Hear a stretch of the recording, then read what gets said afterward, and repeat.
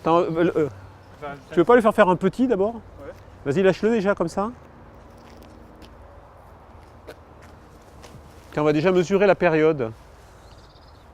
J'ai jamais fait un pendule de 10 secondes de période. Tu sais par quoi elle est donnée la période?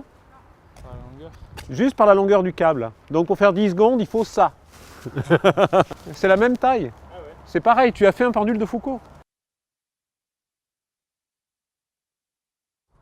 Ouais, mais non, ça va à peu près. Par exemple, tu peux le mettre. Il oscille à peu près comme ça. Hein. On peut le faire osciller à peu près comme ça. Donc si tu le mets là, c'est pas mal. Et il faut pas évidemment pas scotcher sur l'écran parce que sinon je peux plus appuyer avec le petit doigt là. Je une goutte. Je te laisse le relancer. Attends, je vais le relancer plutôt.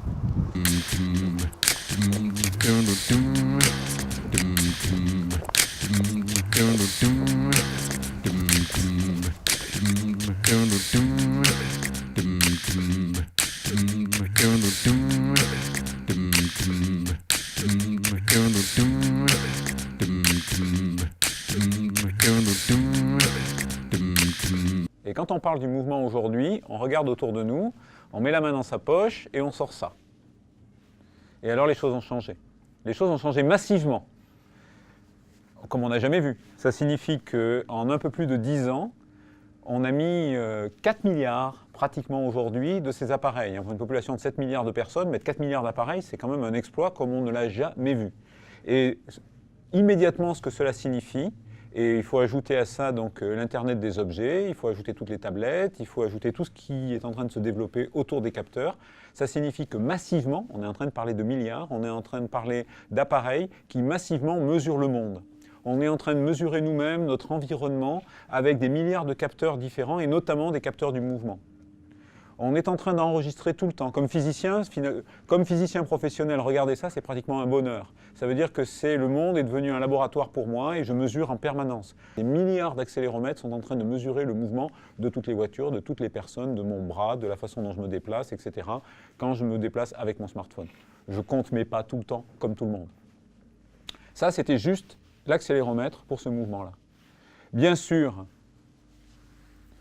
les choses tournent, se déplacent comme ceci. Ça, j'ai besoin de connaître ce mouvement-là, ou ce mouvement-là, ou ce mouvement-là. En français, ce mouvement-là, il porte un joli nom, j'aime beaucoup, ça s'appelle le lacet. On a le tangage, le roulis et le lacet. Bien connu notamment des aviateurs, des marins, etc., qui utilisent le tangage, le roulis et le lacet. Et donc, tous les smartphones mesurent le tangage, le roulis et le lacet.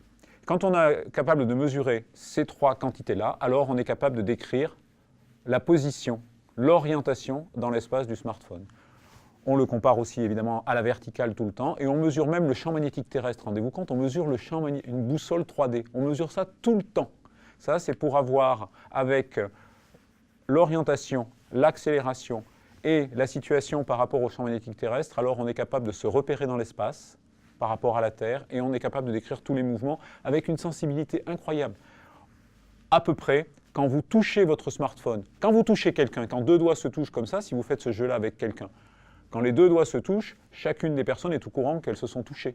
C'est immédiat. Pratiquement avec votre smartphone, c'est la même chose. Quand vous touchez votre smartphone, vous savez que vous l'avez touché, mais lui sait que vous l'avez touché aussi. C'est à ce niveau de sensibilité-là.